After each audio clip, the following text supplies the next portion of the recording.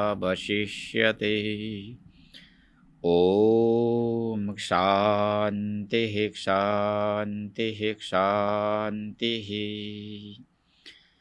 शङ्करं शङ्कराचार्यं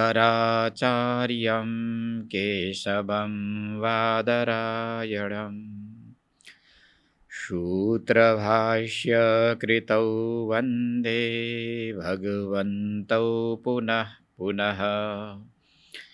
ईश्वरो गुरुरात्मेति मूर्तिभेदविभागिने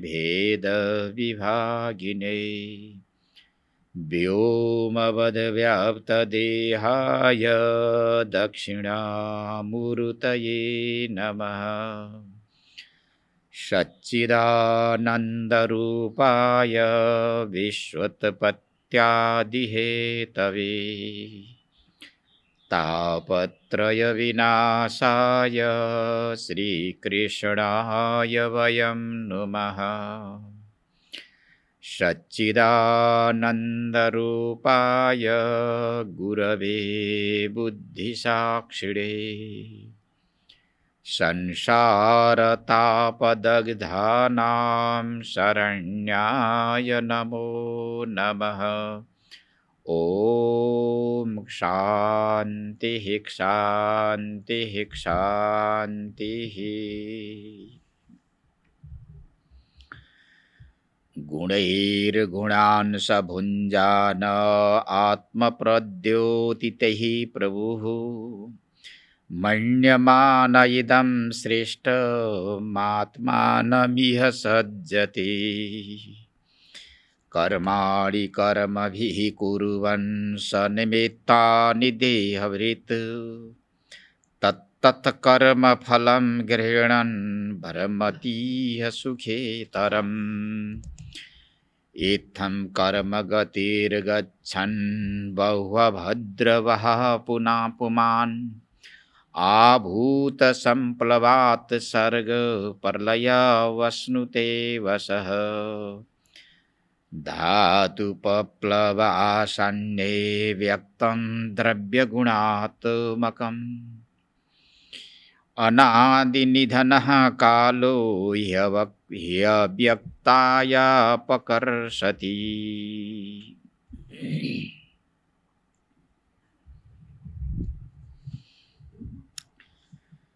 त पूर्व प्रसंग अनुसार राजर्षि निमिको जिज्ञासालाई उपदेश गर्दै योगीश्वर आफ्नो पाठलाई अगाडि बढाउनुहुन्छ। राजा निमिको प्रश्न थियो, प्रश्न सबैलाई थाहा छँदैछ। मायाको विषयमा मैले जान्न चाहन्छु भगवान। बडे बडे ऋषि मुनि महर्षिहरूले पनि मायाको विषयमा विचार गरेका छन्, शिष्यहरूलाई उपदेश गरेका छन्। उपनिषद आदि शास्त्रमा पनि मायाको विषयमा धेरै चर्चा परिचर्चा आइरहेको छ। मायाद्वारा मोहित भएका जीवहरू संसारको यात्रामा बारम्बार यात्री बनिरहन्छन्। सांसारिक यात्रालाई उच्छेद गर्नको लागि मायालाई हटाउनुपर्छ, मायाको पर्दालाई दूर गर्नुपर्छ। मायाको पर्दा जबसम्म हट्दैन तबसम्म जीवात्माको यो सांसारिक यात्रा टुट्दैन। यो यात्रीले विभिन्न प्रकारका शरीरहरू धारण गरेको हुन्छ। ती सारा शरीरहरूलाई लिएर सुखी र दुखी बन्दै आफ्नो स्वरूपलाई भुलेर संसारमा रमण गर्दछ। त यो यात्रालाई टुङ्ग्याउनको लागि जीवले मायाको पर्दालाई अवश्य नै हटाउनु पर्दछ भनेर ऋषिमुनि महर्षिहरूले आफ्ना शिष्यहरूलाई उपदेश गरिरहनु भएको छ, भक्तहरूलाई उपदेश गरिरहनु भएको छ। त त्यही विषयलाई यहाँ राजाको जिज्ञासा अनुसार उपदेश प्रारम्भ गर्नुभएको छ। गुणैर्गुणान् सभुञ्जानः आत्मा प्रद्योतितैः प्रभुः। सहप्रभु भनेको यो समर्थ जीव, देहाभिमानी जीव, यो प्रभु शब्द यहाँ जीवात्मामा प्रयोग गरिएको छ। प्रसङ्गवश कहीँ प्रभु शब्द ईश्वरमा पनि प्रयोग गरिन्छ। त यहाँको प्रसङ्ग अनुसार प्रभु शब्द जीवमा प्रयोग गरिएको छ। देहाभिमानी जीव पाञ्चभौतिक शरीरमा नै आत्मबुद्धि गरेर तत्पर कर्म र विचार गर्दै आफ्नो यात्रालाई अगाडि बढाइरहेको जुन समर्थ जीव छ। प्रभु शब्द किन प्रयोग गरियो? देह इन्द्रियलाई प्रयोग गरेर विषयको उपभोग गर्न पनि यो समर्थ छ। कुनै दिन मायाको पर्दालाई हटाउन सक्यो भने आफ्नो अंशी स्वरूप परब्रह्म परमात्मालाई प्राप्त गर्न पनि सक्छ। अहिले अंशको रूपमा आएको छ। पुण्यप्रद कर्म गर्दै अंशी स्वरूप परब्रह्म परमात्मालाई प्राप्त गरेर ऊ पनि पूर्ण हुन सक्छ। त्यो शक्ति र सामर्थ्य जीवमा रहेकोले यहाँ प्रभु शब्दको प्रयोग गर्नुभएको छ महर्षि वेदव्यासले। यस्तो देहाभिमानी जीवात्मा गुणै भनेका आफ्ना इन्द्रियद्वारा, हुन त परब्रह्म परमात्माले यी ज्ञानेन्द्रिय, कर्मेन्द्रिय, अन्तःकरण मोक्षरूप फल प्राप्तिका लागि प्रदान गर्नुभएको हो। यी इन्द्रियहरूलाई आश्रय बनाएर तिमी तर है आफ्नो स्वरूपको अनुभूति गर। इन्द्रिय नभएसम्म तिमीले शास्त्र सुन्न सक्दैनौ। जस्तो श्रोत्रेन्द्रिय भएन भने शास्त्र श्रवण असम्भव छ। नेत्रेन्द्रिय भएन भने महापुरुषहरूको दर्शन, तीर्थको दर्शन, देव विग्रहहरूको दर्शन पनि हुन सक्दैन, जसले हृदयमा सद्भाव जागृति गराइदिन्छ। यी सारा इन्द्रियहरूलाई प्रयोग गरेर, इन्द्रियहरूलाई साथमा राखेर तिमी तर आफ्नो अधिष्ठान स्वरूपलाई जान, बुझ, शुद्ध बुद्ध मुक्त बन तिमी भनेर परमात्माले दिनुभएको हो। परन्तु देहाभिमानी जुन जीवात्मा छ, भगवानको भाषा बुझ्न सकेन, आत्माको भाषा बुझ्न नसक्नुको कारणले गुणै भनेका इन्द्रियद्वारा गुणान भनेका विषयहरूलाई भुन्जान भनेको भोग गरेको छ। ती इन्द्रियहरूमा पनि कसले शक्ति र तागत भरिदिएको छ भनेर यदि चिन्तन गर्ने हो भने आत्मा प्रद्योतितैहि भनेको आत्मास्वरूप परमात्माद्वारा शक्ति भरिएको छ। आत्माद्वारा ती सारा इन्द्रियहरू प्रकाशित छ। तो हिजकै पाठमा बताइएको छ, एकधा दशधा आत्मान विभज्य अन्तःकरणको रूपमा, इन्द्रियको रूपमा परमात्मा नै भित्र प्रवेश गर्नुभएको छ। भित्र प्रवेश गर्नुभएको छ भन्नुको मतलब के हो कि यी इन्द्रियहरूलाई आफ्ना विषयलाई स्वीकार गर्न सक्ने त्यो शक्ति, तागत, ऊर्जा परमात्माले नै प्रदान गर्नुभएको छ भन्ने यो लक्ष्य। आत्माद्वारा प्रकाशित, आत्माद्वारा शक्ति निपातन गरिएका यी जो इन्द्रियहरू छन्, यी इन्द्रियहरूलाई विषयको उपभोगमा अभिमुख बनाइदिएर विषयको उपभोग गर्दै इदम सृष्टिमाको यसरी रचित यो शरीरमा, स्थूल शरीरमा, तो शरीरको रचना प्रक्रिया पनि बताइएको छ। त कसरी सृष्टि भयो भन्ने सन्दर्भमा धेरै विचार गरिएको छ। अब अगाडि गएर पनि जुन विचार गरिन्छ, बुभुक्षु जीव र मुमुक्षु जीवका प्रसङ्ग हिजो हामीले प्रस्तुत गरिसकेका छौँ। मुमुक्षु जीवलाई मोक्ष प्रदान गर्नको लागि र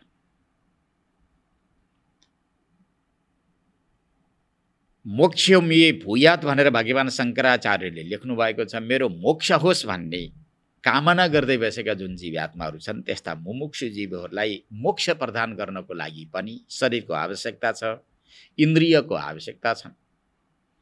सृष्टिको आवश्यकता छ।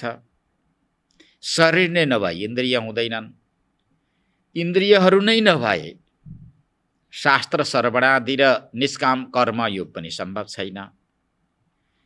त तिनीहरू सम्पादित भएनन् भनेदेखि चित्त शुद्धपूर्वक आफ्नो स्वरूपको अनुसन्धान हुन पनि सक्दैन। त्यस्ता मुमुक्षु जीवहरूलाई पनि मोक्ष प्रदान गर्नको लागि सृष्टिको आवश्यकता भएकोले सृष्टि रचना गर्नुभयो मायालाई साथमा राखेर। त्यो अर्को बुभुक्षु जीव छ, पूर्वजन्ममा विषयको उपभोग गर्दा गर्दा गर्दा अतृप्त भएको छँदो। अतृप्त हुँदा हुँदै उसले शरीरलाई परित्याग गर्यो। समय आयो, शरीर कालको अधीनमा छ, निमित्त आयु लिएर आएका हुन्छन् सारा जीवहरूले। जे जस्ता सङ्कल्प भए तापनि त्यो निमित्त आयु समाप्ति भयो भने अवश्य नै छोड्नुपर्छ। विषयको उपभोग गर्दै गर्दै त्यो अतृप्त जीवले जब शरीरलाई परित्याग गरिदियो भने वासनायुक्त हुन्छ। अब त्यो विषय फेरि भोग्नको लागि त्यस्तै प्रकारको शरीर चाहिन्छ, इन्द्रियहरू चाहिन्छन्, सृष्टि चाहिन्छ, सारा विषयहरू चाहिन्छन्। यी सबै विषयवस्तुलाई ध्यानमा राखेर मायालाई माध्यम बनाउँदै परब्रह्म परमात्माले सृष्टिको रचना गरेको छ। ईश्वरको सत्ता नपाएसम्म मायाले सृष्टि रचना गर्न नसक्ने भएकोले यहाँ ईश्वर शब्दको प्रयोग गरिएको छ। हामीले माथि पनि प्रयोग गरिसकेका छौँ शब्द। तो यहाँ कसैमा पनि अन्यल नहोस्, कहीँ यो सृष्टि मायाद्वारा रचना भएको हो, माया रचित सृष्टि हो भनेर भनिन्छ, कतै ईश्वर रचित भनेर भनिन्छ। त यो उपदेशमा विरोधाभास भयो नै भन्ने कसैका मनमा शङ्का सन्देह रहला। त्यो सन्देह रहनुपर्ने कोही आवश्यकता छैन। ईश्वरको सत्ता नपाएसम्म मायाले यो सृष्टिको रचना गर्न नसक्ने भएकोले ईश्वर रचित भनेर मूललाई लिएर, मूल बीजलाई लिएर, मूल शक्तिलाई लिएर यसरी ईश्वर रचित सृष्टि भनेर बताइएको छ। और त्यहाँ ईश्वरका सत्ता, ईश्वरको शक्तिको चर्चा नगर्दा मायाले आखिरमा रचना त गरेकै हो। ईश्वरको सत्ता थोरै प्राप्त गरेर स्वतन्त्र भएकी जुन माया छ, स्वतन्त्र रूपमा रहेकी मायाले सारा विश्व ब्रह्माण्डको रचना गर्छ। रचना गर्ने त त्यही नै हो। जस्तो यहाँ अहिले पंखा नाचिराखेको छ, ईश्वर स्थानीय जो विद्युत शक्ति छ, पंखा स्थानीय माया छ। ईश्वरको करेन्ट नपाएसम्म पंखा नाच्दैन। पंखा ननाचेसम्म हावा यसले फाल्दै, हावा फाल्ने काम कसले गरेको छ? पंखाले गरिराखेको छ। त त्यसलाई घुमाउनको लागि विशेष प्रकारको शक्ति कसले प्रदान गरेको छ? विद्युतले प्रकाश अनि प्रदान गरेको छ। त त्यस्तै विद्युत अर्थात् तारभित्र आएको जुन बिजुली छ, त्यो बिजुली स्थानीय आत्मा छ, परमात्मा छ, चैतन्य ईश्वर छ। त यो पंखा जस्तो, यी उपकरण जस्ता जे जति उपकरणहरूले यहाँ सुख दुःख वा तातो चिसो यहाँ प्रदान गरेका छन्, त यो स्थानीय माया छ। अब कहीँ पंखाले जुन हावा दिइराखेको छ भनेर पंखाको मात्रै चर्चा आउँछ। अब सूक्ष्म विचार गर्दै जाँदा विद्युत नभएसम्म पंखाको कुनै पनि काम आउँदैन। त यो दृष्टान्तद्वारा ईश्वर रचित सृष्टि र माया रचित सृष्टि भन्न हामीले यहाँ सक्दछौँ। त यो गएको प्रसङ्ग अनुसार पनि मायालाई निमित्त बनाएर ईश्वरले बुभुक्षु जीव र मुमुक्षु जीवको कल्याण गर्नको लागि यसरी सृष्टिको रचना गर्नुभएको छ भन्ने प्रसङ्ग प्रस्तुत गर्यौँ। त यसरी यो बुभुक्षु जीवको प्रसङ्ग अगाडि बढाउँदै महर्षि भन्नुहुन्छ, गुणैरी गुणान सभुञ्जान, परमात्माद्वारा शक्ति प्रदान गरिएका यी इन्द्रियहरूलाई साथमा राखेर विषयको उपभोग गर्दै गरेको जीवात्माले इदम सृष्टम भनेको यसरी रचना गरिएको जुन शरीरलाई नै आत्मानम मन्यमान भनेको यो यही नै आत्मा हो, यसदेखि अतिरिक्त आत्मा छैन भन्ने विश्वास साथ इह सज्जते भनेको यो संसारमा अत्यन्त आसक्ति भएर रहन्छ। शरीर नै आत्मा हो, देहात्मवादी, शरीरलाई नै आत्मा ठानेर यसदेखि अतिरिक्त कुनै पनि पुरुषार्थ गर्नु छैन। पुरुषार्थ गर्यो भनेदेखि कुनै न कुनै फल प्राप्त गर्नु छ। यहाँ दोस्रो फल पाउनु त छैन, किन फल त पाइसक्यो। फल भनेको के हो? शरीर नै हो। बुभुक्षु जीवले प्राय गरेर स्थूल शरीरलाई नै आत्मा ठानेको हुन्छ र तदनुकूलका व्यवहार र कर्महरू गर्दछ। त्यसदेखि अगाडि बढ्न उ सक्दैन। देहाभिमानी जुन जीव छ, यो जीवले शरीरलाई, स्थूल शरीरलाई नै आत्मा ठानेर तदनुकूलका कर्म गर्दछ। कर्म गर्दै जाँदा के हुन्छ त? कर्मै गर्छ त घुम्छ यही जगतमा, त्यही कर्मका धर्मले। धर्मे तरौ तत्र पुनः शरीरकम पुनः क्रियाचक्र बदिरियते भयो। त्यो रामगीतामा आउँछ। त्यो कर्म गर्छ, कर्मद्वारा धर्मको उत्पत्ति हुन्छ। उत्पत्ति भएको धर्मले फेरि शरीर प्रदान गर्दछ। कर्म गर्नको लागि शरीर इन्द्रियको आवश्यकता छ। पुनः शरीर प्राप्तिको लागि उसले फेरि कर्म प्रारम्भ गर्दछ। शरीरद्वारा कर्म, कर्मद्वारा उत्पन्न भएको जुन धर्म, धर्मले फेरि शरीर प्रदान गरेको छ। यो घुम्ने जुन परम्परा छ, यो परम्परा बुभुक्षी जीवको नष्ट हुन बडा गाह्रो छ, मुस्किल छ। कुर्वते कर्म भोगाय कर्म कर्तुम च भुञ्जते। त्यो विद्यारण्य मुनिले पञ्चदशीमा पनि बताउनु भएको छ। कर्म के को लागि गर्छ? त्यो खानको लागि, भोग गर्नको लागि, बाँच्नको लागि गर्छ। के को लागि भन्छ? फेरि खानको लागि भन्छ। के को लागि खान्छ? फेरि कर्म गर्नको लागि खान्छ। त यस्तो यो चलिरहन्छ। त यो बुभुक्षी जीवको जुन यो आवागमनको एउटा परम्परा छ, यो परम्परा टुट्न असाध्य गाह्रो छ भनेर आफ्नो पाठलाई अगाडि बढाउँदै भन्नुहुन्छ। कर्माणि कर्मभिः कुर्वन् सन्निमित्तानि देहवृत् तत्तत् कर्म फलम गृह्णन् भर्मतीह सुखेतरम्। शरीरलाई नै आत्मा ठानेको छ त त्यसदेखि अतिरिक्त परोपकारी कर्म गर्न यसले सक्दैन। हुन त परमात्माले शरीर र इन्द्रियहरू प्रदान गर्नुभएको छ। यसद्वारा आफ्नो स्वरूपको अनुभूति गरिकन परोपकार गर्न सक्छ, लोकोपकार गर्न सक्छ। यो शरीरद्वारा धेरै पुरुषार्थ सिद्ध हुन सक्छ। धेरै अनाथ प्राणीको उपकार गर्न पनि सक्छ। यो शरीरमा कति तागत छ, कति खुपी छ, यी इन्द्रियहरूले के गर्न सक्छन् भन्ने उसलाई थाहा नै छैन। यो जो बुभुक्षु जीव छ, रसनेन्द्रिय र उपस्थ इन्द्रियको प्राय वशीभूत भएको छ, यसले त्यसदेखि अतिरिक्त विचार गर्न सक्दैन।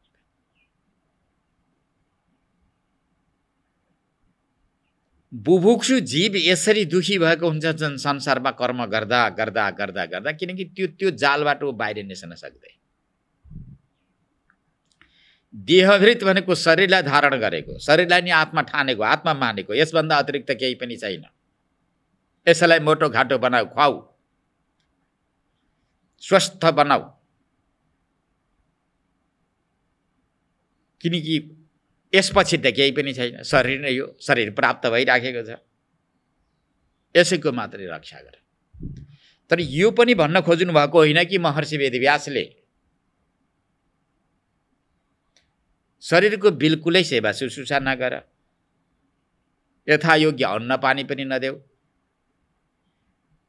यथायोग्य वस्त्र नदेऊ, हेर्दै नहेर, खाँदै नखाऊ, सुँघ्दै नसुँघ, शरीरलाई चलाउँदै नचलाऊ, हात गोडा सबै खुम्च्याएर बस। किनकि कर्म गरिहाल्यो भने अभिमान आउँछ। तिमीले केही पनि नगरिकन मौन मुद्रामा रहु भनेर भन्न खोज्नु भएको होइन। सारा कर्म गर भाइ। गरेका कर्मको जुन अभिमान छ, त्यो अभिमानलाई स्वीकार नगर। जुन शरीर र इन्द्रियलाई लिएर तिमीले कर्म गरिराखेका छौ, यो आत्मा हुन कदापि सक्दैन। यो एउटा साधन। मनुष्यको शरीर परब्रह्म परमात्माले किन दिनुभएको छ? यो साधनको रूपमा दिनुभएको छ। यो साधनलाई ठिक ठिक ठाउँमा लगाएर तिमीले प्रयोग गर, योग्य ठाउँमा लगाएर प्रयोग गर। अयोग्य ठाउँमा लगाएर तिमीले यदि प्रयोग गर्यौ भने तिमीलाई ठुलो पश्चाताप हुन्छ, भविष्य राम्रो हुँदै। यी सबै सङ्केत गर्दै यहाँ पंक्तिहरू लेखिएका छन्। देहभृत भनेको शरीरधारी देहाभिमानी जुन जीव छ, कर्मभि भनेका कर्मेन्द्रियद्वारा कर्माणि कुर्वन्, सारा कर्महरू उसले गर्दछ। कस्ता कर्म गर्दछ? सनिमित्तानि, फलले युक्त भएका काम्य कर्म गरेको। काम्य कर्म भनेको यहलौकिक वस्तु पद पदार्थ प्राप्ति उद्देश्यले मात्र उसले कर्म गरे। यस्तो उद्देश्य लिएको छ उसले यही भौतिक संसारमा अहिले नै यही शरीर इन्द्रियद्वारा त्यो कर्मको फल प्राप्त होस् भन्ने यस उद्देश्यले उसले कर्म गरेको हुन्छ।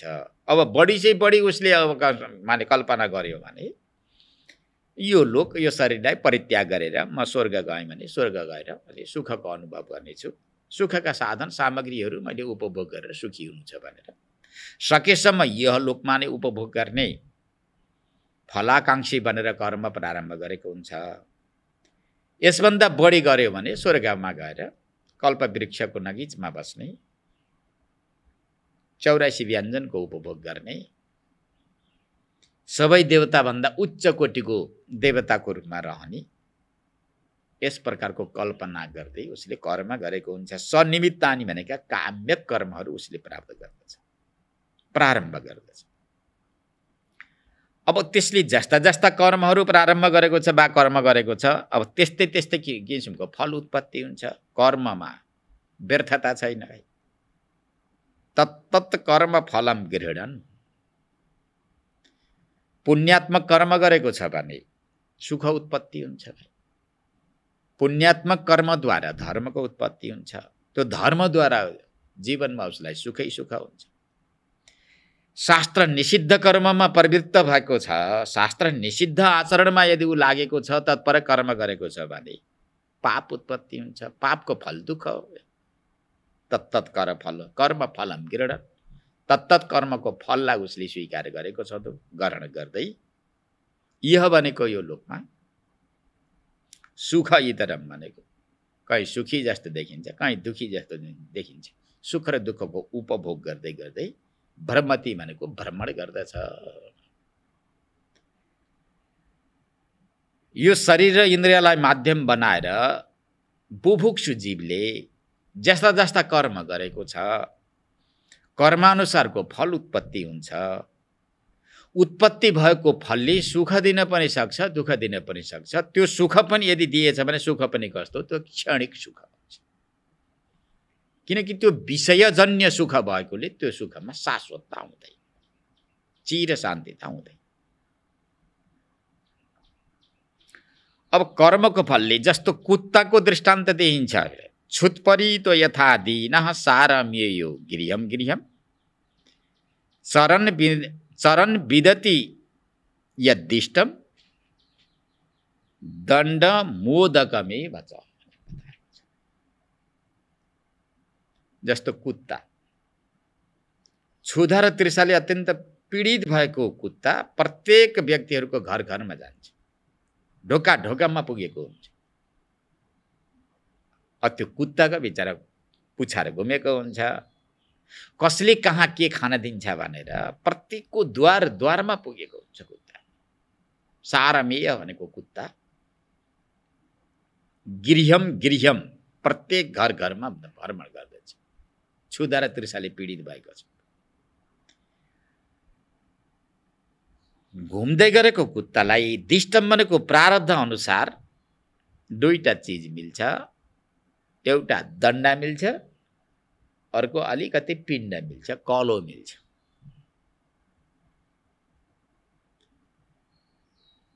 अब प्रारब्ध अनुसार त्यसलाई केही भक्ष्य भोज्य केही खाना कसैले यसो छोडिदिएछन् भने त खाना पनि मिल्छ भाइ, भात पनि मिल्छ, केही थोरै एउटा केही वस्तु मिल्छ। प्राय गरेर त्यो कुत्तालाई भोजन मिल्न भन्दा पनि दण्डा नै मिल्छ। यो कुत्ता कहाँबाट आयो, किन आयो, भगादे, मार्दे भाइ, यहाँ लकडी यहाँबाट भनेर भन्दै। कुत्तालाई देखेर कसैले पनि ल कुत्ता जीव आउनुभयो, ल बसिबक्स्यो, ल खानिदिनुपर्छ भनेर कसैले सम्मानजनक शब्द प्रयोग पनि गर्दैन। कुत्ता आयो भनेर हतपत त्यसलाई आसन ल्याएर पनि कसैले बिछ्याइदिँदैन। प्राय गरेर सबैले उपेक्षा नै गरेका हुन्छन्, दण्ड नै देखाएका हुन्छन्, त्यहाँबाट भगाइदिएका हुन्छन्। त्यस्तै प्रकारले मनुष्यको शरीर जस्तो उच्च कोटिको शरीर परब्रह्म परमात्माले प्रदान गर्नुभयो। कर्म गर्न योग्य भूमिमा यो शरीर प्रदान गर्नुभयो। कर्म गर्ने विधि र सिस्टम पनि बताइदिनु भयो। सारा ग्रन्थको आश्रय पनि मिलाइदिनु भयो। त्यो ग्रन्थ स्वयं पढेर जान्दैन कि भन्दा आचार्यहरू पनि व्याख्या गर्ने व्याख्याताको रूपमा पठाइदिनु भयो। स्वयं परब्रह्म परमात्मा निर्गुण परमात्मा सगुण भनेर आइदियो। निर्गुण परमात्मा सगुणमा आउनुपर्ने, अनन्त शास्त्रहरूको रचना गरिदिनु पर्ने, ती शास्त्रहरूको व्याख्या गर्नको लागि व्याख्याता आचार्यहरूलाई पनि त्यहाँ जुटाइदिनु पर्ने। के को लागि हो त भन्दा यो बुभुक्षु जीवलाई तार्नको लागि, संसारमा भ्रमण गरिराखेको जीवलाई तार्नको लागि। यो कर्म गर, अब त्यो कर्म गर्यो भने त ठिक हुँदैन, त्यतापट्टि तिमी नलाग। शास्त्रले यो भन्छ, शास्त्रानुकूलित व्यवहार गर्नुपर्छ, संयमी रहनुपर्छ। तिमी त यसरी संसारमा भ्रमण गर्ने होला त हैनौ न, विचार गर त भनेर विचार गर्नको लागि निकै ठुलो अवसर दिएको छ। यी सारा यथायोग्य वस्तु दिँदा दिँदै पनि इन्द्रियको दुरुपयोग, शरीरको दुरुपयोग, भारतवर्षको दुरुपयोग, शास्त्रको दुरुपयोग, आचार्यका उपदेशहरूको दुरुपयोग गर्दै गर्दै गएको जीव अब कुत्ता आदि निचात नियुमा जानु सिवाय के हुन्छ त? अब त्यसलाई कसले दिन्छ दाल भात, कसले बिछ्याइदिन्छ आसन, कसले गर्छ सम्मान? किनकि बिराइसक्यो, भुल त्रुटि भइसकेको छ। भारतवर्ष, भरतखण्ड, जम्बूद्वीप, आर्यवर्त क्षेत्रको अपमान भइसक्यो। देवस्तुत्य मनुष्य शरीरको दुरुपयोग भइसक्यो।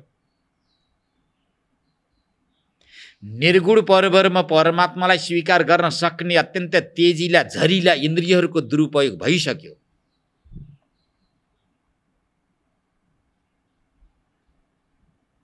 आफ्नै आमा भन्दा पनि हितकारक यी वेदका मन्त्रको दुरुपयोग भइसक्यो।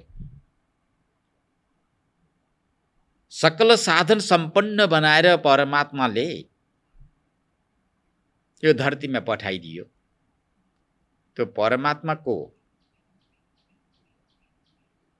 परिश्रमको पनि दुरुपयोग गर्ने जुन जीवात्मा छ, यो जीवात्मा अब यो कुत्ता जस्तो भ्रमण नगरी कहाँ जस्तो, यो कुत्ताले जस्तै दुःख नपाए कसले पाओस् त? त्यो कुत्ता पनि कुनै धनीका घरमा पालिएको कुत्ता होइन कि, घर घरमा भ्रमण गर्ने कुत्ता। कुत्ता पनि हुन्छन् नि, कसैको कोही त अब धनीका घरमा सेठले खाँदा चाहिँ खाएर बसिरहेको, तर त्यस्तो कुत्ताको यहाँ दृष्टान्त दिनु खोज्नु भएको है। छुतपरितो यथा दीन, क्षुधा र तृषाले पीडित भएको कुत्ता घर घरमा जान्छ, परन्तु त्यसले सम्मान पाउँदैन, दण्ड नै पाए नै। यसरी यस्तो शरीरलाई प्रदान गर्नुभएको छ परमात्माले। यो शरीरको सदुपयोग, यी इन्द्रियको सदुपयोग, अन्तःकरणको सदुपयोग गर्न नसकेको जुन जीव जान्छ संसारतिर। किन? देहभृत शरीरधारी देहाभिमानी जीवात्माले परमात्माद्वारा प्रदत्त शक्तिले युक्त भएका यी कर्माभिमानका इन्द्रियद्वारा कर्म त गर्छ। कस्तो कर्म गर्दछ? सनिमित्तानि भनेको एक त सर्वप्रथम नास्तिक नै हुन्छ, ईश्वरलाई मान्दै मान्दैन। केही न केही कर्म गरिहाल्यो भने सनिमित्तानि भनेको काम्य कर्म गर्दछ, फलासी भनेर कर्म गर्दछ, अनि त्यही फल उपभोग गर्दै गर्दै संसारमा कहिले रुन्छ कहिले हाँस्छ। कुनै व्यक्ति संसारमा सुखी देखिएको छ, धनाढ्य देखिएको छ भने विचार गर्नु होला पूर्व जन्ममा त्यसले केही पुण्यप्रद कर्म गरेको थियो। पुण्यको प्रभावले अहिले स्वस्थ शरीर, निरोगो शरीर, यथायोग्य सम्पत्ति प्राप्त गरेर सम्पत्तिको बिचमा बसे बाँचेको छ। यदि कुनै व्यक्ति ज्यादै रुग्ण छ, निरीह रूपमा रहेको छ, जीवनमा कष्टै कष्ट आइपर्दछ, जहाँ जता हिँड्यो त्यही ठेस लागिरहेको हुन्छ, त्यसले यो किन यसरी यस्तो माने यो अवस्था उपस्थित भयो भनेर कल्पना गर्न आवश्यकता छैन। शास्त्रले निर्देशन गरेको छ कि पूर्व जन्ममा त्यसले पुण्य कर्मको आर्जन गरेको थिएन, पापै पापको आश्रय गरेको थियो। जुन कर्म गर्नाले पापको उत्पत्ति हुन्छ त्यस्तै कर्म गरेको थिए। आज त्यही कर्म अनुसार यहाँ जन्मिराखेको छ र रोइराखेको छ, दुखी भएको छ। अब त्यसले अगाडिको बाटोलाई प्रशस्त बा खुला गर्न सक्छ कि सक्दैन भन्न सकिँदैन। त्यस्ता जीवहरूको लागि अगाडिको जुन मोक्ष मार्ग हो त्यो मोक्ष मार्ग अवरोध हुन्छ। अब दरिद्री जीवहरू पनि हुन्छन्। पूर्वजन्ममा गरिएका पुण्यप्रद कर्मको प्रभावले अहिले धनाढ्य कुलमा पनि जन्म भयो। सारा विषय वस्तु पनि यथायोग्य छ। त्यो यथायोग्य वस्तु फेरि आफ्नो पेटको लागि मात्रै पचाइराखेको छ। धर्म संस्कृतिको लागि, धर्म संस्कृति रक्षाको लागि पनि खर्च गर्दैन, कसैलाई दिँदैन, परजीव हितको लागि पनि खर्च गर्दैन, दुखी दरिद्रीको रक्षाको लागि पनि खर्च गर्दैन, देवालय शिवालय पनि निर्माण गरिँदैन, छात्रावास विद्यालयहरू पनि अनाथालयहरू पनि निर्माण गरिँदैन, सबैको उपचार गर्ने उपचार केन्द्र पनि खोलिदिँदैन। प्रचुर मात्रामा धन सम्पत्ति छ, म यति धनको मालिक हुँ भनेर अभिमान र गर्व मात्र गरेको छ धन सम्पत्तिलाई लिएर भने अब ती दरिद्र जीव हुन्। ती दरिद्र जीवहरू अब कति दिनसम्म यहाँ बस्छन् खान्छन्। अब समय आउँछ, आयो ट्याप्प टिप्यो, लग्यो, मिति पुग्यो, टारेर टर्दैन थियो। अब नटर्ने काल आउँछ, टिप्छ, लैजान्छ। अनि त्यसको धन सम्पत्ति के त भगवान जानुन्। अब त्यसको धन सम्पत्ति कहाँ जान्छ थाहा हुँदैन। त्यो शास्त्रकारको भनाइ के रहेको छ भने यदि परमात्माले प्रचुर मात्रामा धन सम्पत्ति दिएको छ, सुयोग्य शरीर दिएको छ, सबल इन्द्रियहरू दिएको छ, अनुकूलको व्यवहार दिएको छ भने तिमीले एउटा पेटमा पचाउनको लागि मात्रै होइन, धर्मार्जनको लागि हो। धर्म कसरी हुन्छ? देवालय शिवालय निर्माण गरेर, अनाथालयहरू निर्माण गरेर, परजीव हितको लागि कर्महरू गरेर, बाटाघाटा बनाइदिएर, दान पुण्य गरेर, तीर्थहरूको रक्षा गरिदिएर, सनातन वैदिक धर्मको रक्षा गरेर, गुरुकुलमको रक्षा गरेर, यी विभिन्न प्रकारका पाटाहरू छन्। यी सबै पाटालाई यदि उसले सम्हाल्न सक्यो भनेदेखि अवश्य नै त्यसको सम्पत्तिको सदुपयोग भयो। सायद त्यो सम्पत्तिले अब अध्यात्म विद्यातिर प्रेरणा गरिदिन्छ। यसको तात्पर्य यो पनि हो। यसका अर्थ जति गरे पनि हुन्छन्, जति ताने पनि हुन्छ। अब धेरै तान्नु आवश्यकता छैन, छोटो सङ्केत मात्रै हो। कर्माणि कर्मभिः कुर्वन् सन्निमित्तानि देहभृत। शरीरलाई नै आत्मा ठानेको शरीराभिमानी जुन जीवात्मा छ यसले काम्य कर्महरू गर्दछ अनि कर्मको फल उपभोग गर्दै कहिले स्वर्ग, कहिले नरक, कहिले मनुष्य लोक, कहिले मनुष्यको शरीर, तद अतिरिक्त शरीर, इतर शरीरमा प्रवेश गरेर सुखको र दुःखको अनुभव गर्दछ। धर्मतिह सुखितरम, उसको कर्म अनुसार कहिले सुख प्राप्त हुन्छ, कहिले दुःख प्राप्त हुन्छ। यो सुख र दुःख कसले उपस्थित गराइदिएको भन्ने फेरि चर्चा पनि आउन सक्दछ। सुख र दुःख दोस्रो व्यक्तिले उपस्थित गराइदिएको होइन। तिमीद्वारा आचरित जुन कर्महरू छन् त्यो कर्मले नै तिमीलाई सुख र दुःख प्रदान गरेको छ। सुख र दुःख कहाँ बसेको हुन्छ? तिम्रो हातमा छ, तिम्रो मनमा छ। मनले शुभ सङ्कल्प गर, शास्त्रानुकूलित कर्महरू गर, व्यवहार गर्यो भने तिमीले सुखै सुखको अनुभव गर्न सक्छौ, उपभोग गर्न सक्दछौ। तर यसरी यो पापात्मक कर्म गरेर, शास्त्र निन्दित कर्म गरेर संसारमा जुन भ्रमण गर्ने जो एउटा राजमार्ग खुला गरिदिन्छ, यो पनि भगवानकी मायाद्वारा प्रेरित भएको छ र मायाद्वारा आच्छादित भएको छ। अर्थात् त्यसका विवेक रूपी नेत्र ढाकिएका छन्, त्यही भएर यस्ता कर्म गर्दछ। यहाँ मायाको प्रसङ्ग आइराखेको छ। इत्थम कर्म गतिरि गच्छन् बौहभद्र बहा पुमान। पुमान भनेको यो जीवात्मा। इत्थम भनेको यस्ता प्रकारले बहु अभद्र बहा भनेका धेरै दुःख र कष्टहरू अभद्र व्यवहार प्रदान गर्ने जुन शरीरहरूको रचना गरेको हुन्छ। कर्म गतिर गच्छन्। अभद्र भनेको अकल्याण, दुःखै दुःख प्रदान गर्ने शरीरहरूमा ऊ प्रवेश गर्दछ। ती कर्मको प्रभावले कहिले देव योनिमा जान्छ, कहिले मनुष्य योनिमा जान्छ र कहिले पशु पक्षी कीट पतङ्गको योनिमा पनि जान्छ। भाइ ती शरीरबाट त्यो जीवले के पाउँछ भन्दा दुःखै दुःख पाउँछ, सुख पाउँदैन। स्वर्ग गए पनि अपमानित हुनुपर्छ, त्यही दुःखको अनुभव गर्दछ। मनुष्यको शरीरमा आयो भने पनि के सङ्कल्प गरेको हो, सुख प्राप्ति उद्देश्यले कर्म गर्छ, उद्देश्य अनुरूपको सुख कहाँ जान्छ थाहा छैन। दुःखै दुःख उसका अगाडि उपस्थित हुन्छ, दुःखै दुःखले घेरेको हुन्छ।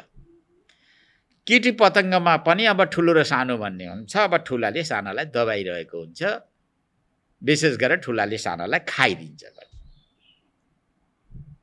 बहु अभद्र वहा कर्म गतिर गच्छन्। कर्म गति, कर्मको गति अनुसार तत्तत योनिमा गएको छ, त्यही गएर दुःख र सुखको उसले अनुभव गर्न थाल्दछ। कहिलेसम्म थाल्दछ भन्ने यहाँ प्रसङ्ग आउँछ। आभूत सम्प्लवात,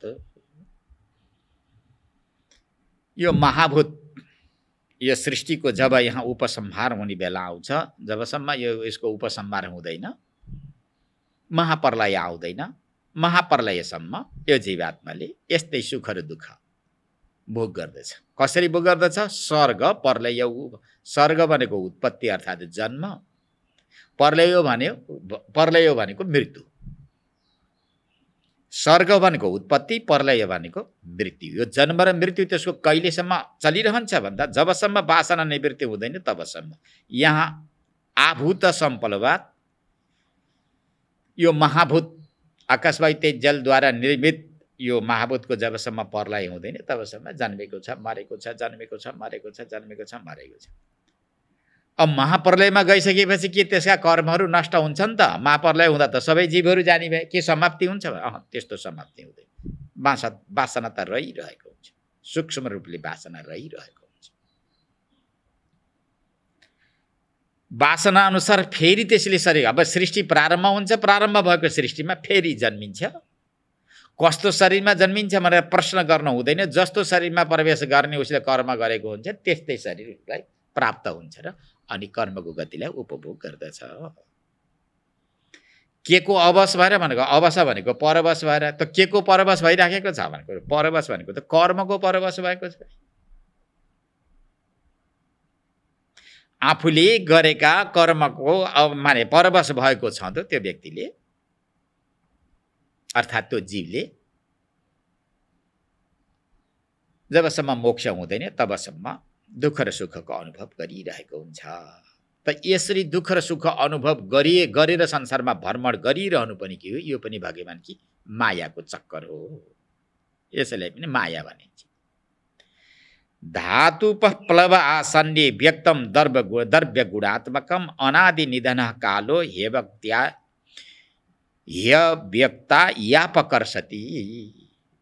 त महर्षि वेदव्यासले पंक्ति लेख्नुहुन्छ, अन्तरिक्ष नामका ऋषिले उपदेश गर्नुहुन्छ। यसरी दुःख र सुख अनुभव गर्दै गर्दै बसिरहेको जुन जीव छ, जीवहरू छन्, एउटा मात्रै जीव होइन, अनन्त जीवहरू संसारमा भ्रमण गरिराखेका छन्। यस्ता जीवलाई अनादि निधन काल, आदि र अन्त नै नभएको जुन काल छ, यो कालले खिच्न थाल्दछ। जब महाप्रलयको समय आउँछ, महाप्रलयको समय आउँदै गर्दा सबैले आफ्नो पेटभित्र राख्न समर्थ भएको जुन काल छ, त्यो कालले धातुपप्लव आसन्ने, यो पञ्चमहाभूतको जब प्रलय हुने एउटा सीमा आउँछ, समय आइपुग्छ, त त्यस समयमा के गर्छ? द्रव्य गुणात्मकम व्यक्तम भनेको यो स्थूल र सूक्ष्म माने स्थूल र सूक्ष्म रूपमा यो सारा विश्व ब्रह्माण्ड देखिएको छ। स्थूल भनेको यो यी इन्द्रियद्वारा उपभोग गर्ने अहिले देखिएको यो सारा विश्व ब्रह्माण्ड, सूक्ष्म भनेको वासनायुक्त भएको जीवात्माले उपभोग गरिने सूक्ष्म सृष्टि। अर्थात् पञ्चीकरण गरिएको र नगरिएको जुन यो सृष्टि छ, यो सृष्टि अहिले के भएको छ, पञ्चीकरण गरेर व्यक्त रूपमा बाहिर आएको छ, देखिएको छ। द्रव्य गुणात्मकम भनेर भन्नुहुन्छ। यो स्थूल र सूक्ष्म रूप जुन यो कार्य जगत छ, यो जगत अहिले व्यक्त रूपमा देखिएको छ। अब यो व्यक्तलाई जब महाप्रलयको समय हुन्छ, त्यो समयमा अव्यक्ततिर उसले धकेलिदिएको हुन्छ, अव्यक्ततिर लैजानुपर्छ। अव्यक्त भनेको एकभन्दा अर्को अव्यक्त, अर्कोभन्दा अर्को सूक्ष्म, अर्कोभन्दा अर्को सूक्ष्म हुन्छ।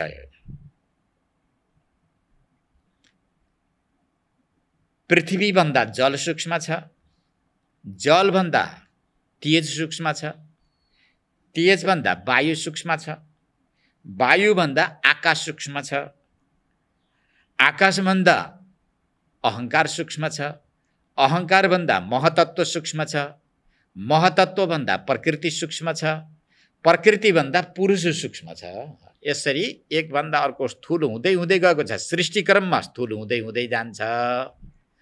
जब यसलाई उपसंहार गर्ने बेला हुन्छ, अब त्यो स्थूल सूक्ष्ममा प्रत्यारोपित हुँदै हुँदै हुँदै हुँदै आखिरमा अव्यक्तमा गएर रहन्छ। परमात्मामा नै गएर यी सारा प्राणीहरू रहन्छन्।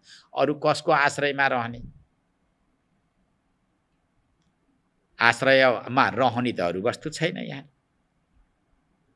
त त्यसैले यो अनादि निधन जुन काल छ, यो कालले यो स्थूल र जुन सूक्ष्म गुणले युक्त भएको व्यक्त यो जुन संसार छ, यो संसारलाई अव्यक्त व्यक्त भएको संसारलाई अव्यक्ततिर अपकर्षित गरेको खिच्दै खिच्दै खिच्दै धकेल्दै धकेल्दै अब भित्रतिर लैजान्छ। किनकि अब उपसंहार गर्नु छ, महाप्रलयको चक्करमा जानु छ। अब त्यो बेलामा के हुन्छ नि, यो सृष्टिको गति यसरी धकेल्दै लैजानु, यो पनि भगवानकी माया हो। मायाको कारणले यस्तो हुन्छ। शतवर्षा ह्यना वृष्टिर भविष्य तिल्लणा भुवि तत्कालोपचितोषणार्को लोकाम स्त्रीन प्रतपिष्यति। अब यो उपसंहारको कर्मलाई लैजानुहुन्छ। त्यो अवस्थामा कस्तो हुन्छ भने शतवर्षा भनेको 100औं वर्षसम्म, अनावृष्टि भनेको वृष्टिविहीन हुन्छ यो भूमि भनेको पृथ्वी। उल्लुणा भनेको अत्यन्त दुःखदायक, भयानक, सहन गर्न नसकिने यस्तो जुन सूर्यको किरण हुन्छ, त्यो किरणलाई कसैले पनि सक्दैन, माने सहन गर्न सक्दैनन्। यो त 100 वर्ष भनेको 100औं वर्षसम्म अनावृष्टि हुन्छ, पानीको वर्षण हुँदैन, सारा परितापित हुन्छन्, वृक्षहरू सारा सुक्न थाल्छन्, नदीहरू सुक्छन्, हुँदा हुँदा सारा मान्छेका जिउराको पानी पनि सुक्न थाल्दछ। यस्तो अवस्था हुन्छ। यो अवस्था पनि कसले ल्याइदिन्छ? यो पनि माया नै हो। भइरहेको पृथ्वीमा अत्यन्त असहन, माने सहन गर्न नसकिने 100औं वर्षसम्म अनावृष्टि हुन्छ। भविष्यति तत्कालोपचितोषणार्कः, अर्क भनेका सूर्य, उनको किरण यसरी जुन बढेको हुन्छ कि कसैले पनि सहन गर्न सक्दैन। सूर्यका किरणहरू एकदमै धप धप बलेर आएको हुन्छ, चारैतिरबाट चल्नु। हामीले यहाँ हेरौँ, विचार गरौँ, कमसेकम 10-8 दिन 10-15 दिन पानी नआउँदा, 1 महिनासम्म पानी वर्षण भएन भने कति ठुलो हाहाकार हुन्छ। 100 वर्षसम्म पानी वर्षण नहुँदा, पानी नपर्दा यो सृष्टि कस्तो होला?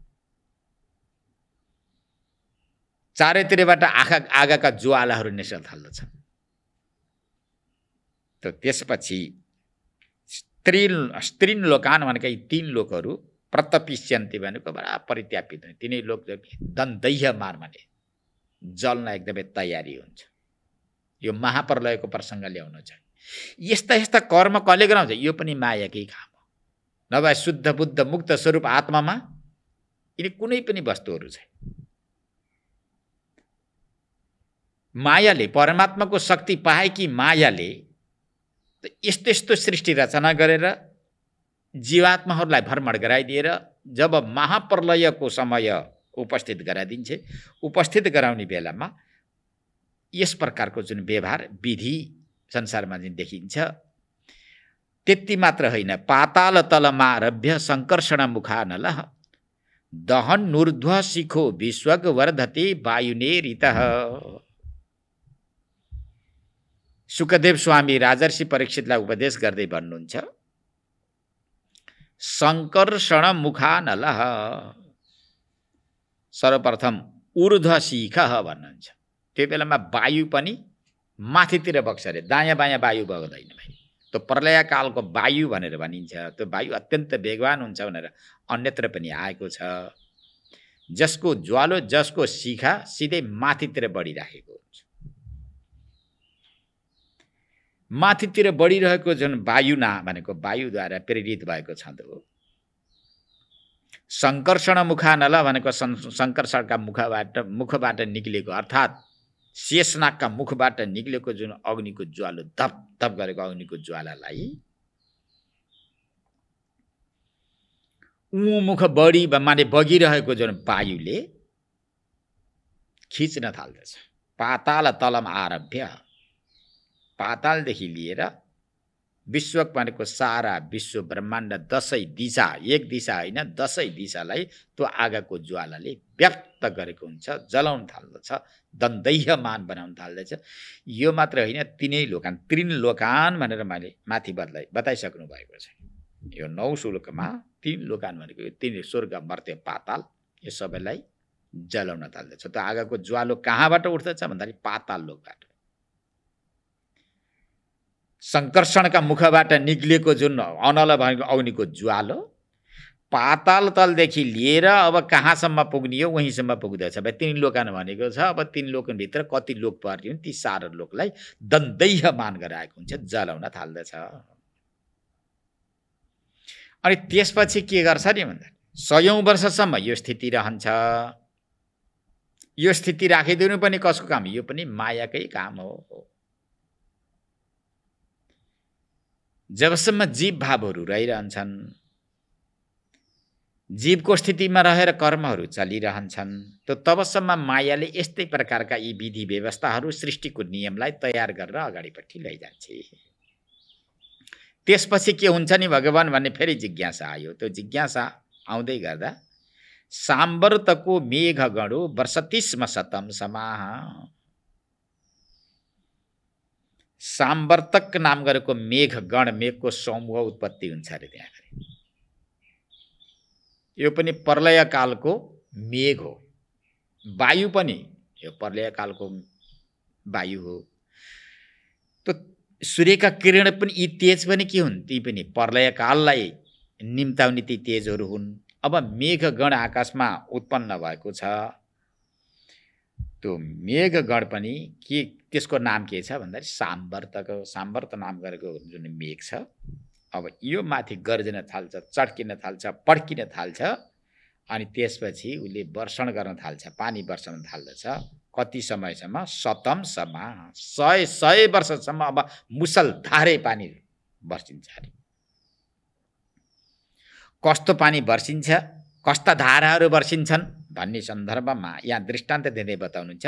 धाराभिर हस्ती हस्ताभिर भनेको हात्तीको सुँड जस्ता पानीका धाराहरू, हात्तीका सुँड जस्ता पानीका धाराहरू, ती लहराहरू, ती छहरा 100औं वर्षसम्म वर्षण भइरहन्छ। वर्षेको छ, वर्षेको छ, वर्षेको छ। एकत्रित वायुले अब कहाँ के गर्ने हो त थाहा छैन। उँतिर बग्छ वायु। 100औं वर्षसम्म अनावृष्टि भयो, वृष्टि सृष्टि केही भएको छैन। उग्र त्यहाँ तातोपन चारैतिर फिजिएको छ। सूर्यका किरणहरू अब त्यस्तै धपधपी बलिराखेका छन्। तीनै लोकलाई डढाउन तयारी भइराखेका छन्। संकर्षणको मुखबाट निक्लेको अग्निको ज्वालो पाताल लोकबाट अब गएर सत्य लोकसम्म पुगिराखेको छ। प्रत्येक लोक र तलातलमा बसेका तत्त लोकका भागीहरू पनि अत्यन्त दुखी भइराखेका छन्। वायुले अब त्यस्तै प्रेरणा गरिराखेको छ। 100 वर्षसम्म अब साम्वर्तक नाम गरेको जुन मेघले अब फेरि पानीका धाराहरू छुट्याइदिन थाल्यो। हात्तीका सुँड जस्ता धाराहरू जब उसले बगाइदिएको थियो, त्यसपछि विराट भनेको यो देखिएको सारा संसार जति, ब्रह्माण्ड जति, सलिले भनेको जलमा, लियते भनेको लिन हुन्छ। यो पनि के? यो पनि मायाकै चक्कर हो, अरू केही होइन। यो पनि मायाको चक्कर हो। ततो विराज मुत्सृज वैराज पुरुषो निर्भ अव्यक्तम विशते सूक्ष्मम निरिन्धन इवा नलः। त ऋषिले उपदेश गर्दै भन्नुहुन्छ। त त्यसपछि विराजम उत्सृज वैराज, वैराज शब्दले यहाँ भगवान ब्रह्माजीलाई लिएको छ। भगवान ब्रह्माजीका साथमा एउटा क्रम मुक्तिको प्रसङ्ग आउँछ। एउटा त अहिले ज्ञान प्राप्त गरेर यहाँबाट मोक्ष भएर जान्छन्। कसैले अहिले नै मोक्ष हुनु छैन, ब्रह्माजीको लोकको दर्शन गर्ने इच्छा पनि छ र ब्रह्माजीका मुखारविन्दबाट ब्रह्मविद्या श्रवण गरेर अनि त्यहाँबाट मोक्ष हुने इच्छा छ भने त्यस्ता इच्छा भएका जुन व्यक्तिहरू यहाँबाट ब्रह्मलोकमा जान्छन् र ब्रह्माजीको नजिकमा बसेर ब्रह्मविद्या श्रवण गरेर ब्रह्माजीका साथसाथैमा उनीहरूले मोक्ष गतिले प्राप्त गर्दछन् भन्ने एउटा क्रम मुक्तिको पनि विधि आउँछ। त त्यो अनुसार वैराज भनेको भगवान ब्रह्माजीले सारा शिष्यहरूलाई वा मुमुक्षु जिज्ञासुहरूलाई ब्रह्मको उपदेश गरिरहनुहुन्छ। यो सारा सृष्टि कसको भन्दा यो पनि अब ब्रह्माजीलाई मायाले निमित्त बनाएर बनाएकी छ। ब्रह्माद्वारा रचना गरेको सृष्टि भनेर त भनिएकै छ। त्यस्तो ब्रह्माजीद्वारा रचित सृष्टि भएको हुनाले विराजम भनेर जुन बताइएको छ, यो विराज वैराज जुन यो विश्व ब्रह्माण्डमा रहने जुन ब्रह्माजी हुनुहुन्छ त्यस्तो ब्रह्माजीले भने अब यो सारा विश्व ब्रह्माण्डलाई जुन परित्याग गरेर आफ्ना नगिचमा रहेका वेदान्त श्रवण गरिरहेका त्यस्ता शिष्यहरू सहित भगवान ब्रह्माजी पनि अब मोक्ष हुनुहुन्छ। त्यहाँबाट मोक्षलाई जुन प्राप्त गर्नुहुन्छ, मोक्ष गतितिर जानुहुन्छ। अव्यक्तम विशते सूक्ष्म निरिन्दन इवा नलः।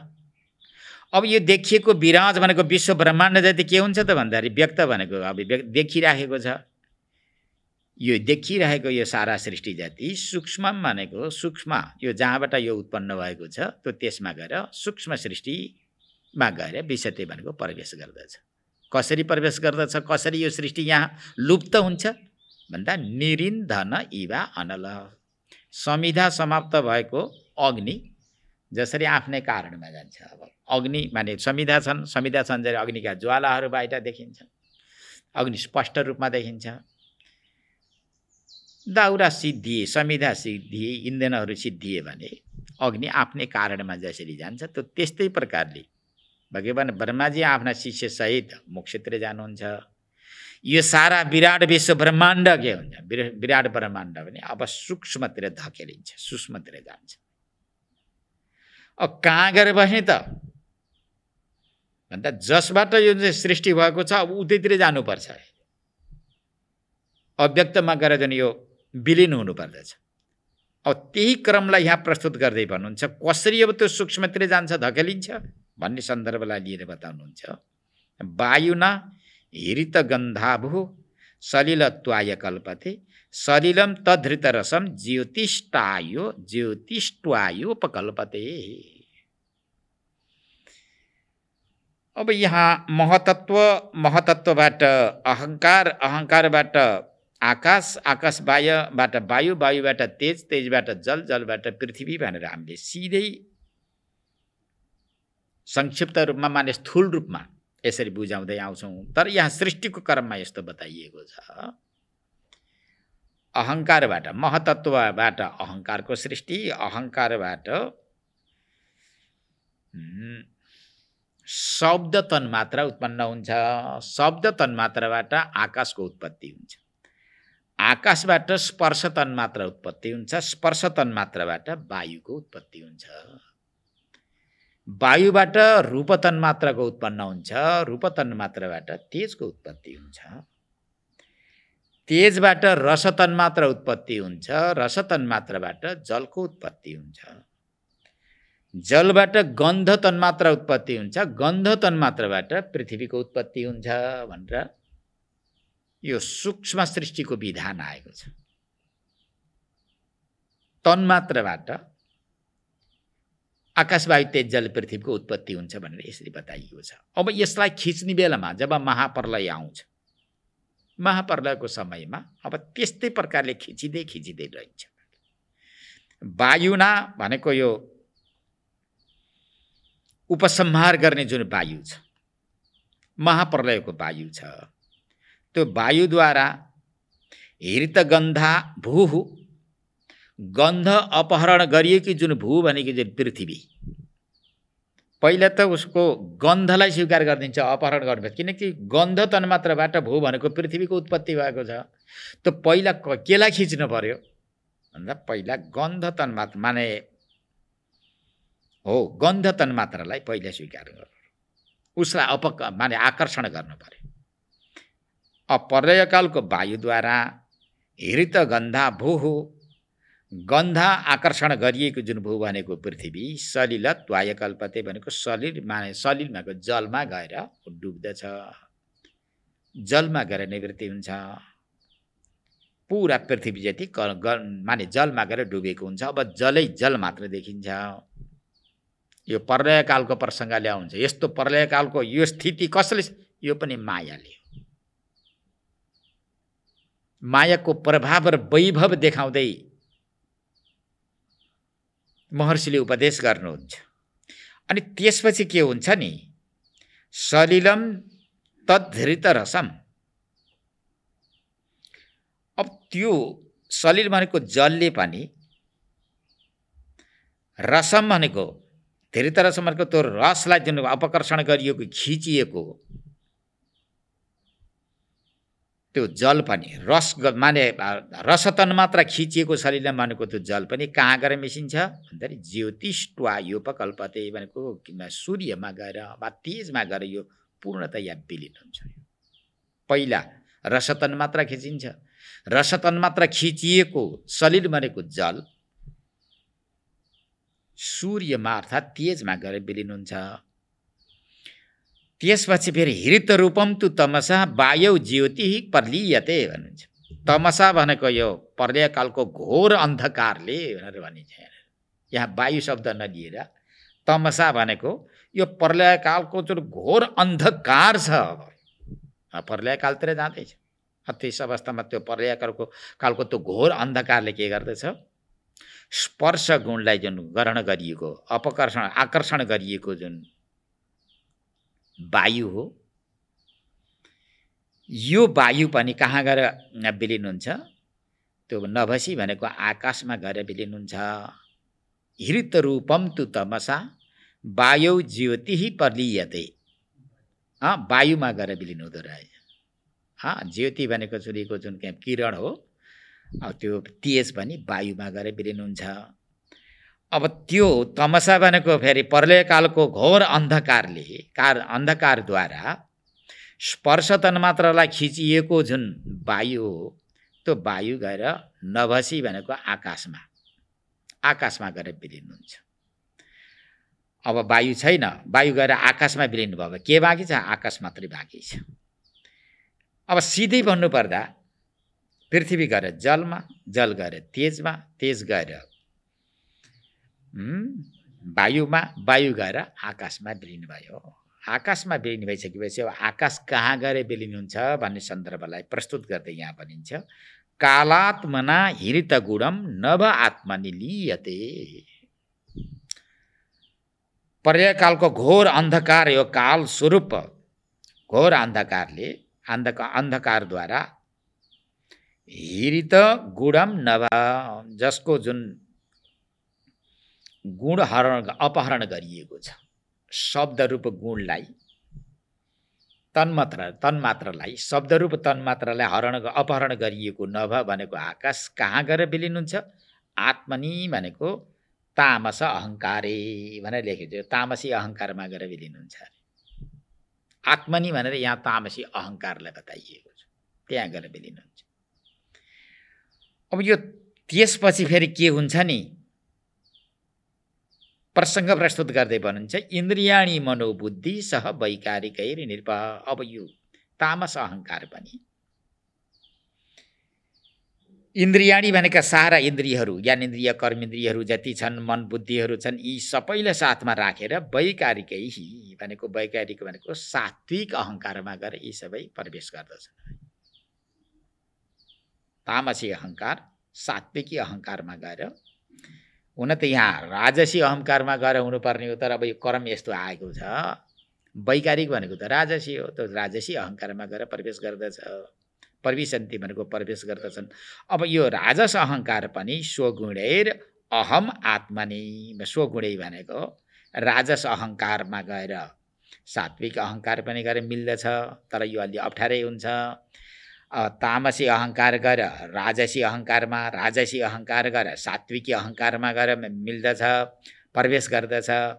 अनि त्यसपछि स्वगुणैर अहम आत्मनि, यहाँ आत्मनि भनेर महतत्वलाई बताइन्छ। सारा यी तलबाट गुण खिच्दै खिच्दै खिच्दै खिच्दै अब आकर्षण गर्दै गर्दै गएको यो अहङ्कार कहाँ गएर विलिन हुन्छ? आत्मनि भनेको महतत्व। यी सबै उत्पत्ति जहाँबाट हुन्छन् बीज स्वरूप भएको जुन महतत्व छ, महतत्वमा गएर खिचिन्छन्। यी सारा गुणहरू खिचिँदै खिचिँदै महतत्वमा गएर यिनीहरू विलिन हुन्छ। अब महतत्व पनि कहाँ गएर जुन विलिन हुन्छ? अब यी प्रसङ्ग गर्दै गर्दै जाँदा प्रकृतिमा मायामा गएर विलिन हुन्छन्। प्रकृति भन्नु माया भन्नु एउटै वस्तु हो। अब अन्त्यमा यो माया पनि कहाँ गएर विलिन हुन्छ भनेर वेदान्त सिद्धान्त अनुसार चर्चा चलाउँदै जाँदा त्यो त पुरुषमा गएर विलिन हुन्छ, अन्यत्र जाने ठाउँ छैन। र यसरी सारालाई आकाश वायु तेज जल पृथ्वी, अब यसलाई जल गएर माने पृथ्वी गएर जलमा, जल गएर तेजमा, तेज गएर वायुमा, वायु गएर आकाशमा, आकाश गएर सात्विकी राजसी तामसी, यो तीन प्रकारको अहङ्कारमा, तीन प्रकारको अहङ्कार पनि गएर महतत्वमा, महतत्व जतिलाई माने सम्बढ्दै सम्बढ्दै गएको त्यो महतत्वलाई पनि मायाले आफ्ना पेटमा राख्छ। यो सारा कर्म, यो सारा व्यवहार कसबाट भएको छ? यी सबै मायाद्वारा हुन्छ। यो अरूद्वारा हुँदैन, यो सबै मायाद्वारा हुन्छ। अब मायाका पेटमा रहेका जति पनि वासनायुक्त जीवात्मा छन्, ती जीवात्माहरू जब स्वर्ग अर्को सृष्टि प्रारम्भ हुन्छ, अर्को सृष्टि प्रारम्भ हुने बेलामा परमात्माले अब पट्ट फुटा लिनुहुन्छ। अनि त्यसपछि सारा जीवहरू निक्लिन्छ, उत्रिन्छ, आउँछ। विषय उपभोग गर्नको लागि सारा जीवात्माहरू फेरि उत्रिन्छ। अब त्यो माया फेरि कसको आधारमा, कसको आश्रयमा रहन्छ भने यो त आत्माकै आश्रयमा रहन्छ। अरूको आश्रयमा त माया त रहन सक्दैन। मायाको आश्रयमा माने ब्रह्मको आश्रयमा रहन्छ। अब ब्रह्मको आश्रयमा रहँदै गर्दा मायाको प्रभाव ब्रह्ममा पर्छ कि पर्दैन त? यत्रो सृष्टि रचना गरेर सारा जीवहरूलाई घुमाइदिने, दुःख सुख प्रदान गर्ने जुन माया छ, यो माया त ब्रह्मको आश्रयमा रहँदै रहेछ। यो थाहा भयो।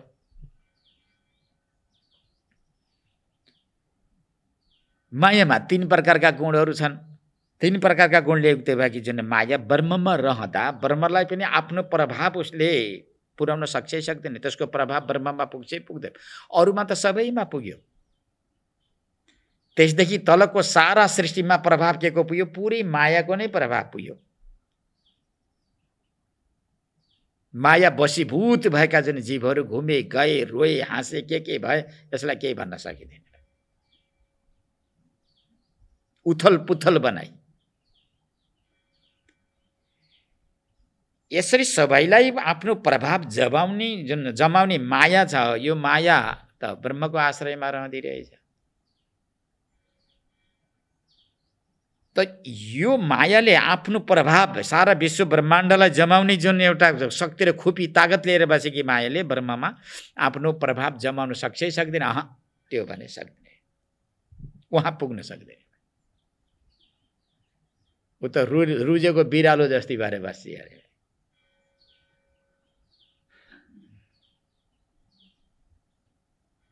त्यसले केही पनि प्रभाव जमाउन सक्दैन। उसको काम कहिले आउँछ त भन्दा जब सृष्टि गर्ने बेला आउँछ तब मात्र उसको काम आउँछ। त्यसैको अतिरिक्त मायाको कुनै पनि काम आउँदैन। त यसरी यसको जुन प्रभाव वर्णन गरिएको छ, त यो अहिले जुन मायासम्म आएर चाहिँ सारा यी प्राणीहरू मायाको पेटमा आएर बस्ने सम्मको जुन क्रिया जे छ, यो के हो त भन्दा येसा माया भगवतः स्वर्ग स्थित्यन्तकारिणी। अब परमात्मा की माया हुन रे। एषा भगवतः माया, यी माया के हुन् त भन्दा यो भगवानकै माया हुन्।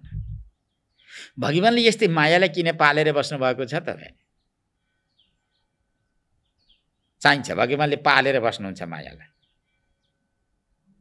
जब सृष्टि गर्ने बेला आउँछ, सृष्टि गर्ने बेलामा चाहियो कि चाहिएन साधन? चाहियो भाइ। त कुन साधन त भन्दा माया रूपी साधन चाहिन्छ। त्यही भएर नगीचमा ब्रह्मले आश्रय दिएको छ, ल मायालाई आश्रय दिएर राखेको छ, पालेको छ।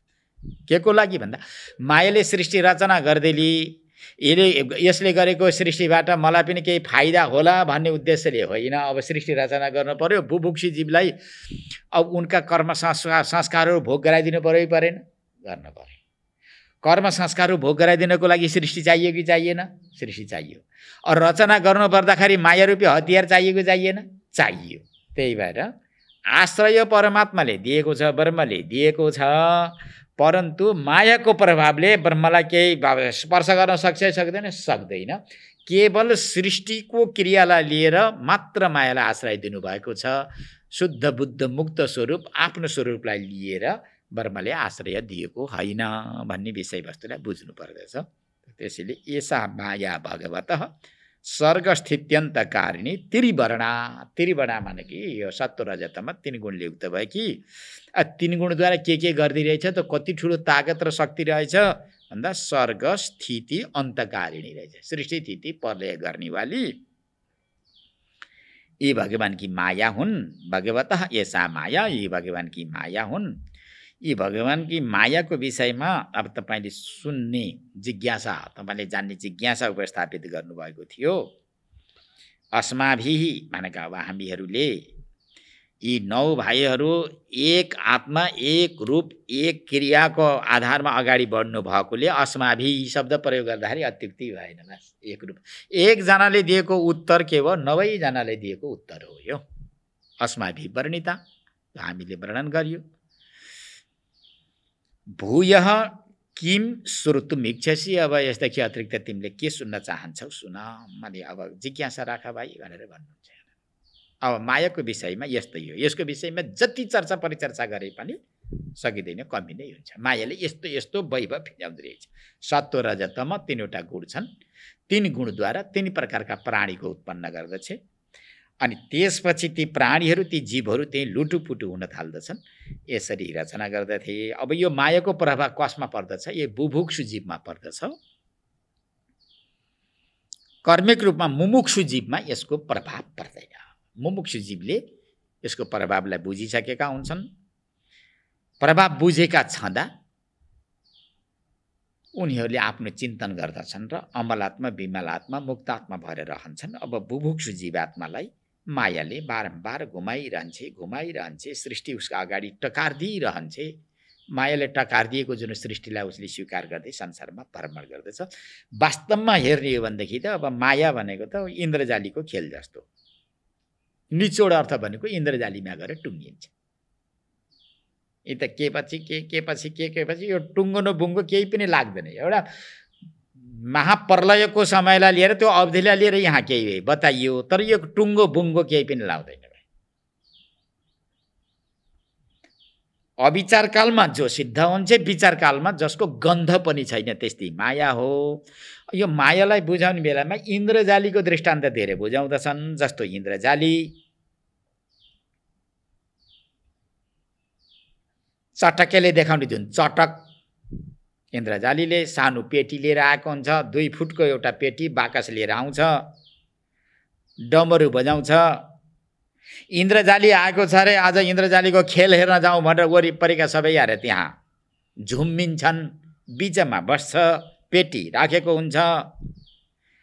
अनि त्यो पेटी छ 2 फुटको, 10 फुटको उसले लामो सर्प निकाल्छ त्यहीँबाट। एकदमै मोटो खाले, ठुलो खाले 10 फुटको त्यहीँबाट एउटा सर्प निकाल्छ।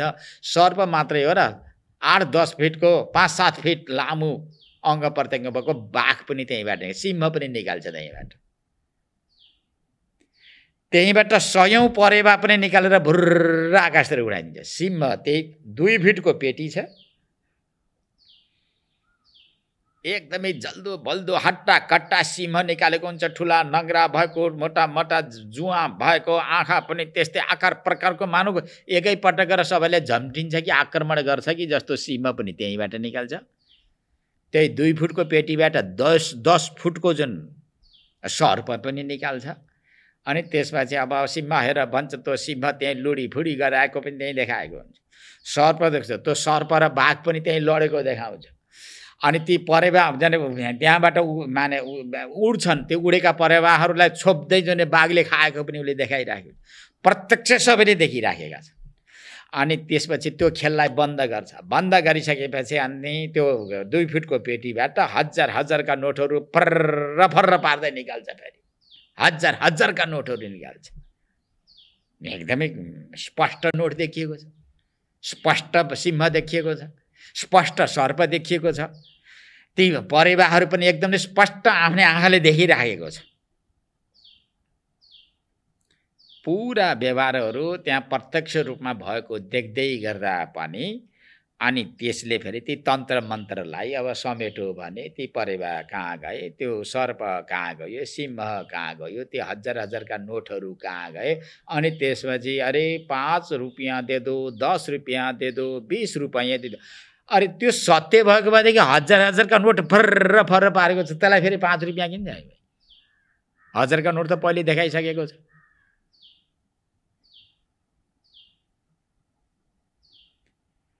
त त्यो सत्य होइन रहेछ भन्ने कुरा स्पष्ट थाहा भयो कि उसले 5 रुपियाँ मागिराखेको छ।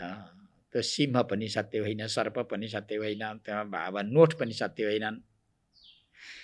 म एकपटक बनारसमा गएको थिएँ, मैले प्रत्यक्ष देखेको छु। आज इन्द्रजालीले खेल देखाउँछ भनेर हेर्न गएँ। त्यहाँ जाँदा एउटा सानो अघि नै मैले भने जस्तो 2 फुटको पेटी लिएर आयो। त्यहीँबाट एउटा केटो निकाल्यो, त्यहीँबाट एउटी केटी निकाल्यो। हेर्दाखेरि ती ठुला भएर गयो, यौवन अवस्थाका जस्ता देखिन्छन्, कमसेकम 20 वर्षका जस्ता देखिन्छन्। सानो निकालेको थियो। अनि त्यसपछि यसरी डमरू बुडुर बजाउँदै थियो। बजाउँदै गर्दाखेरि अनि त्यहाँबाट एउटा तरबार निक्ल्यो। तरबार निक्लिसकेपछि अब के हुन्छ हेर्दै गर भन्दै थियो। अनि त्यसपछि चट्टाचट काट्यो ती केटा र केटीको टाउको, एकातिर ढाड, एकातिर हात, एकातिर गोडा, अर्कातिर भनेर विभत्सै बनायो, रगतै रगत बनायो। हामीलाई त डर आयो। अब म त अझै डर आएँ। 9 बर्बाद भएछ। आज यस्तो विभत्स देख्न आइएछ भने यो मिथ्या हो, झुटो हो, नभएको देखाएको हो, यो इन्द्रजाली हो। अब यसले के तन्त्र मन्त्र गरेर देखाएको, यो सत्य होइन भन्ने कुरै भने एकदमै सत्य जस्तै देखियो। त्यहाँनिर करिब करिब त्यसले पौने घण्टा जति देखायो। पौने घण्टा पछि अनि त्यसपछि फेरि बुडुर्र गरेर बजाएको थियो। अनि त्यो केटो पनि जस्ताको तस्तै, केटी पनि जस्ताको तस्तै। अनि एकछिनपछि हेर्दा त केटो पनि छैन, केटी पनि छैन, उही मात्रै छ, त्यसको एउटा पेटी मात्रै छ। होइन भनौँ भने प्रत्यक्ष देखियो, रक्तै रक्त देखिएको हो। उसका जुन शरीर, ढाड, हात, गोडा एकदम भिन्नै रहेको पनि हामीले देखेका, काटेकै हो। असत्य भनौँ भने दोस्रो पटक त्यसले डमरू बजाएको थियो। त्यसको आवाजमा ती बच्चा बच्ची जस्ताका तस्तै भए, आखिर तिनी पनि रहेन। हो, यो मायाको खेल क्रीडा त्यस्तै हो। जबसम्म अज्ञान रहन्छ, अविद्या रहन्छ, बुझिँदैन, शास्त्र कृपा, गुरु कृपा, तीर्थ कृपा हुँदैन, ब्रह्मविद्यालाई स्वीकार गर्न सकिँदैन, त्यो जिज्ञासा जागृति हुँदैन, तबसम्म यो मायाको खेल, मायाको क्रीडा, सारा विश्व ब्रह्माण्ड एकदमै सत्य छ, असत्य यसलाई भन्न सकिँदैन। देखिएको छ, प्रत्यक्ष व्यवहारमा उत्रिराखेको छ, यसलाई असत्य भन्न मिल्दैन। यदि सत्य हो भने शास्त्रले पनि यो सत्य हो भनेर बताएको छैन, हामीले आँखाले देखेका छौँ। हामी जस्ता शरीरधारीहरू कहाँ गए थाहा भएन। हाम्रै पनि बाल्य अवस्था कहाँ गयो, पौगण्ड अवस्था कहाँ गयो, किशोर अवस्था कहाँ गयो, युवा अवस्था कहाँ गयो, वृद्ध हुँदैछौँ। अब भोलि बिहान यसलाई पनि परित्याग गरिदिन्छौँ। सत्य भए त रहिरहनु पर्ने थियो, यथारूपमा रहनु पर्ने थियो।